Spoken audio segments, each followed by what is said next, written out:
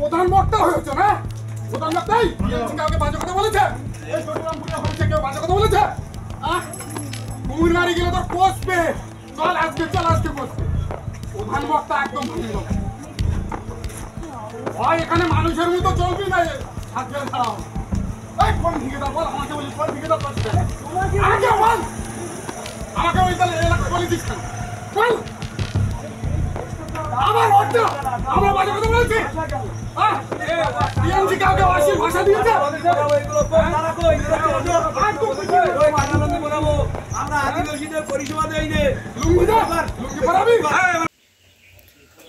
আজ আনুমানিক সকাল 9টা নাগাদ আমি যখন স্কুলে যাওয়ার জন্য বেরোই, জটিরামপুর খেয়াঘাটে তৃণমূলের কিছু গুন্ডা বাহিনী, তার মধ্যে প্রভাস মণ্ডল, পঞ্চায়েত সদস্য বিষ্ণুপদ মণ্ডল এবং তরুণ মণ্ডল, এরা এবং এদের সঙ্গে প্রায় 15-20 জন তৃণমূল কর্মী আমার উপর অতর্কিতে হামলা করে।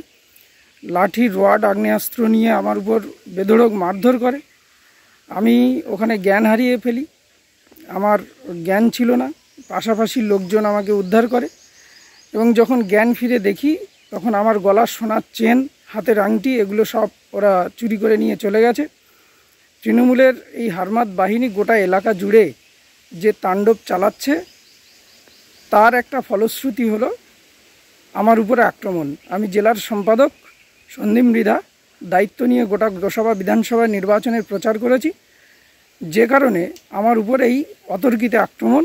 এবং গতকালও ওরা চেষ্টা করেছিল আমাকে আক্রমণ করার, পারেনি, আজকে সেটা পুষিয়েছে। আমি সুন্দরবন কোস্টাল থানায় এসে অভিযোগ দায়ের করেছি এবং ছোট মোল্লাখালী স্বাস্থ্যকেন্দ্রে আমি নিজের স্বাস্থ্য পরীক্ষা করার জন্য যাচ্ছি।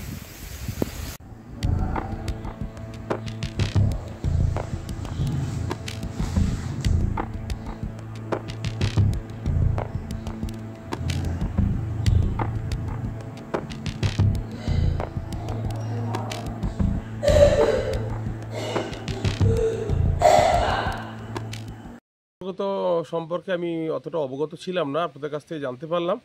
আমাদের দলীয় কোনো এরকম নির্দেশিকা নেই যে কোনো রকম ভায়োলেন্স, কোনো রকম প্ররোচনা দেওয়া বা কাউকে মারধর, গণ্ডগোল এরকম কিছু বিষয়।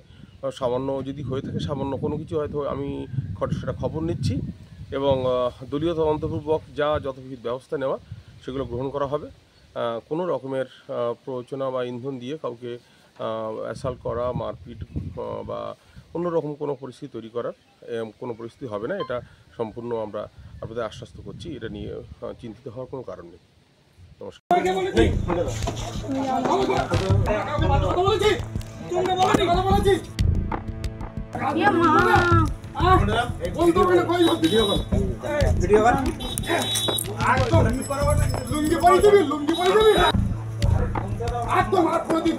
প্রধান বক্তা হয়েছে না, প্রধান বক্তাই কাউকে বাজে কথা বলেছে, কেউ বাজে কথা বলেছে। কুমির বাড়ি গেলে তোর বসবে, চল আজকে বসবে। প্রধান বক্তা একদম ভাই, এখানে মানুষের মতো চলবি না, আজকে ছাড়াও।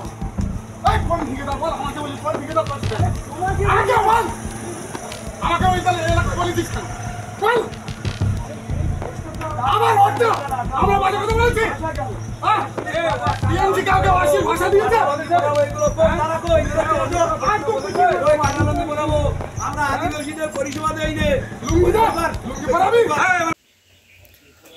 আজ আনুমানিক সকাল 9টা নাগাদ আমি যখন স্কুলে যাওয়ার জন্য বেরোই, জটিরামপুর খেয়াঘাটে তৃণমূলের কিছু গুন্ডা বাহিনী, তার মধ্যে প্রভাস মণ্ডল, পঞ্চায়েত সদস্য বিষ্ণুপদ মণ্ডল এবং তরুণ মণ্ডল, এরা এবং এদের সঙ্গে প্রায় 15-20 জন তৃণমূল কর্মী আমার উপর অতর্কিতে হামলা করে। লাঠি, রড, আগ্নেয়াস্ত্র নিয়ে আমার উপর বেধড়ক মারধর করে। আমি ওখানে জ্ঞান হারিয়ে ফেলি, আমার জ্ঞান ছিল না। পাশাপাশি লোকজন আমাকে উদ্ধার করে এবং যখন জ্ঞান ফিরে দেখি তখন আমার গলার সোনার চেন, হাতের আংটি এগুলো সব ওরা চুরি করে নিয়ে চলে গেছে। তৃণমূলের এই হারমাত বাহিনী গোটা এলাকা জুড়ে যে তাণ্ডব চালাচ্ছে তার একটা ফলশ্রুতি হলো আমার উপরে আক্রমণ। আমি জেলার সম্পাদক সন্দীপ মৃধা দায়িত্ব নিয়ে গোটা গোসাবা বিধানসভা নির্বাচনের প্রচার করেছি, যে কারণে আমার উপরে এই অতর্কিতে আক্রমণ। এবং গতকালও ওরা চেষ্টা করেছিল আমাকে আক্রমণ করার, পারেনি, আজকে সেটা পুষিয়েছে। আমি সুন্দরবন কোস্টাল থানায় এসে অভিযোগ দায়ের করেছি এবং ছোটো মোল্লাখালী স্বাস্থ্যকেন্দ্রে আমি নিজের স্বাস্থ্য পরীক্ষা করার জন্য যাচ্ছি।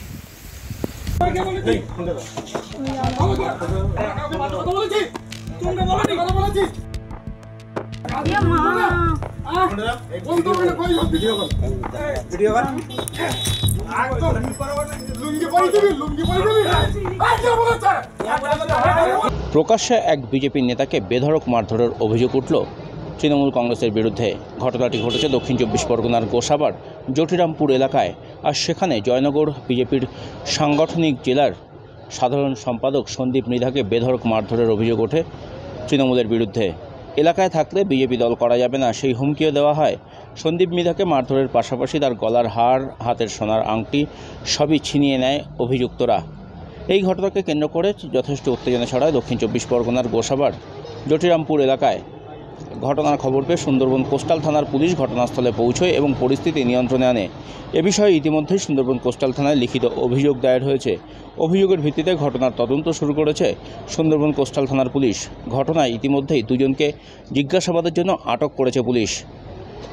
বিজেপির যেমনটা অভিযোগ, জয়নগর লোকসভা কেন্দ্র বিজেপি প্রার্থী অশোক কান্ডারি পরাজিত হওয়ার পর থেকে জয়নগর লোকসভা কেন্দ্রের বিভিন্ন প্রান্তে বিজেপি কর্মীদের উপর হামলার ঘটনা ঘটছে, বাড়ি ভাঙচুর, বিজেপি কর্মীদের মারধরের মতো ঘটনা ঘটছে।